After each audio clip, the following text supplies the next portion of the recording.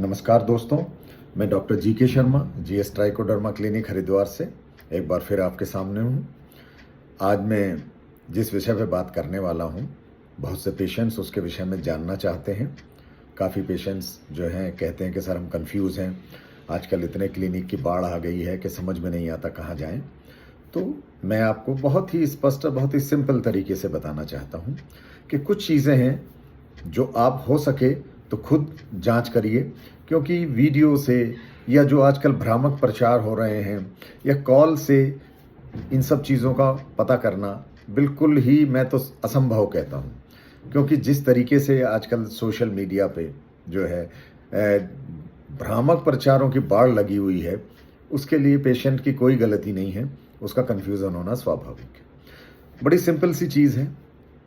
सबसे पहले आप भ्रामक प्रचारों पर जाने की बजाय ये जानिए कि उस क्लिनिक के डॉक्टर क्वालिफाइड हैं या नहीं, एक्सपीरियंस हैं या नहीं, उनके पास कोई ऐसी क्वालिफिकेशन है जिसकी मान्यता है। फिर आप देखिए, मैं कहता हूं कि सबसे इंपॉर्टेंट पार्ट है, आप जिस क्लिनिक में भी जाना चाहते हैं, सबसे पहले एटलीस्ट अपने डॉक्टर से वीडियो कॉल ज़रूर करिए। उसमें हिचकिचाइए मत। कोई वीडियो कॉल पे आपसे कुछ नहीं छीन लेगा, लेकिन डॉक्टर के बात करने के तरीके से, डॉक्टर के कुछ तो सामने उसको वीडियो में देख के आपको भरोसा होना शुरू होगा।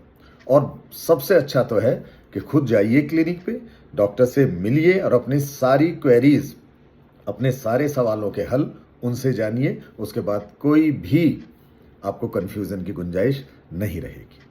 उसके बाद फिर बहुत सारी चीज़ें आती हैं जिनका सीधा आपकी सेहत से ताल्लुक है।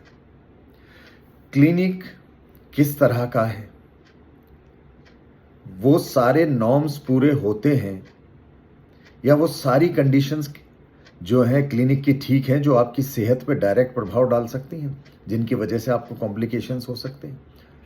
क्लिनिक नीट एंड क्लीन है या नहीं, वहाँ स्टरलाइजेशन यानी कि किसी भी तरीके को नॉन इन्फेक्शियस तरीके से करने का कोई प्रोटोकॉल है या नहीं। ऐसा ना हो कि हेयर ट्रांसप्लांट आपका जैसा भी है ठीक ठाक हो जाए, लेकिन बाद में इन्फेक्शन डेवलप हो जाए और उसकी वजह से इरिवर्सिबल कंडीशंस हो जाएं आपकी।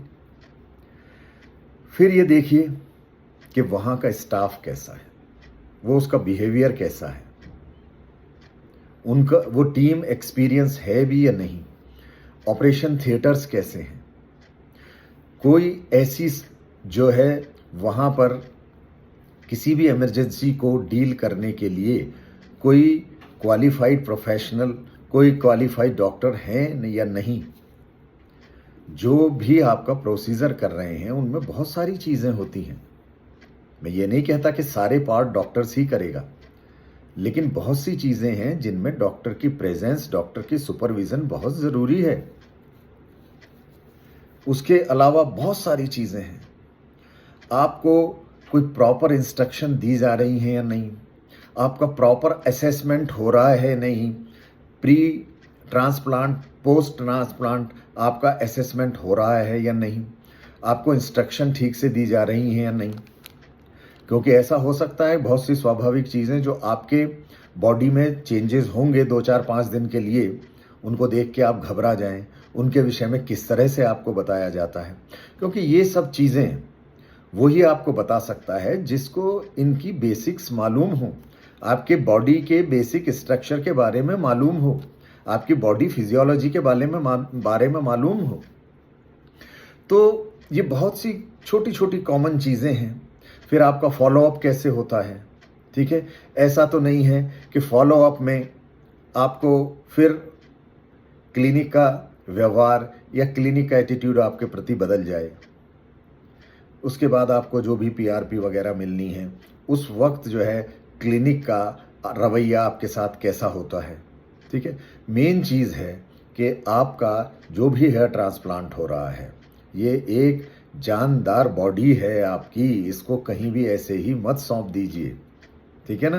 क्वालिफाइड डॉक्टर से मिलिए, उनसे बातें करिए, उनका भरोसा करिए, भ्रामक प्रचारों में मत जाइए, क्योंकि ये बड़ी कॉन्ट्राडिक्टरी चीज़ है कि एक तरफ अगर हमसे ये कोई कहे कि साहब विज्ञापन में ये हो रहा है, तो हमारा सीधा जवाब होता है कि विज्ञापन तो झूठे होते हैं। लेकिन दूसरी तरफ हम अपनी जान के लिए, अपनी बॉडी के लिए जब डिसीजन लेते हैं किसी भी चीज़ का, तो फिर हम विज्ञापनों पे ही ज़्यादा भरोसा करते हैं।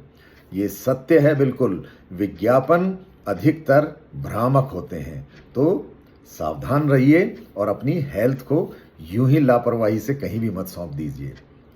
धन्यवाद।